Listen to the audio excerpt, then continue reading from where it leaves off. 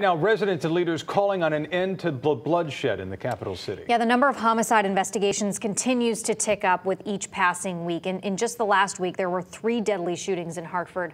The first came Tuesday on Zion Street, where an innocent bystander was gunned down. The second on Bellevue Street, where a man was shot and killed in his vehicle before crashing it. And just yesterday, a man was found dead in his apartment following a shooting. Fox 61's Gabby Molina joining us live in Hartford tonight as people gathered to remember one of the victims. Gabby? Ben, Jen, that's right. We're talking about that innocent bystander who was killed on Zion Street last week. Officials say that Hartford police are still investigating. It's still an ongoing investigation, but they do have some leads that they're following up on. Though the family of that victim says that there is no doubt in their minds that they will get justice. The family of 59-year-old Guillermo Gonzalez says their lives were shattered when he was killed. He was an innocent victim, and it's very hard knowing that I won't be able to see my godfather again. This hurt our family completely, and it's not fair. An innocent bystander and not the intended target.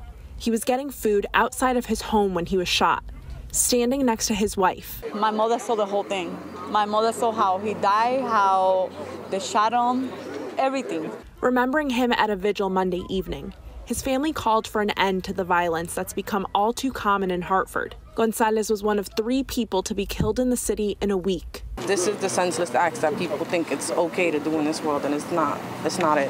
Friday evening, a 24-year-old man was shot and killed on Bellevue Street. And Sunday afternoon, a 30-year-old man was shot and killed on Washington Street. It does seem clear from the evidence that we have that both of those were targeted shootings, both of which seem to be involving drugs and narcotic trafficking. Only 5 months into the year, Hartford has already had 15 homicides. Mayor Luke Bronin says the city is addressing the issue with the help of law enforcement, but also community partnerships, youth intervention, and a reentry program.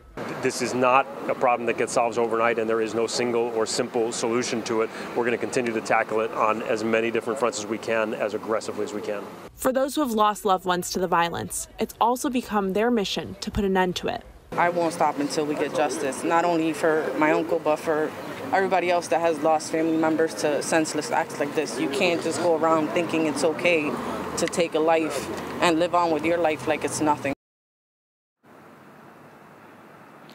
All 3 of those homicides are still under investigation. Hartford Police is asking that anyone with information call their anonymous tip line. We have that number for you up on our website, fox61.com. Live in Hartford, Gabby Molina, Fox 61 News.